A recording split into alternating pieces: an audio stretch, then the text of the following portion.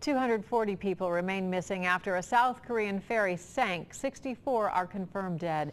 Divers are finally able to enter the sunken ferry to recover bodies. As Wendy Gillette tells us, a communication transcript shows there was confusion and indecision on board when the ferry began to sink. Newly released radio transmissions give more clues about what was happening aboard the South Korean ferry as it sank Wednesday.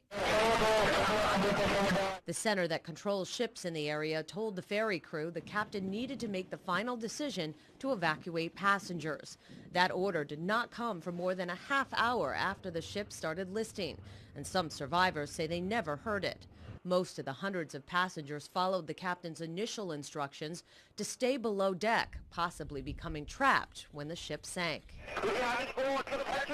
3 times a crew member asked if passengers would be rescued if they evacuated. The control center said ships were nearby and urged the crew to get life jackets and additional clothing on the passengers. But the crew member said it was impossible to move or even issue directions as the ferry precariously tilted. Family members of the missing attacked South Korea's ocean and fishery minister as he arrived for a meeting Sunday. They're angry and frustrated with the pace of the search and how the government has handled the crisis.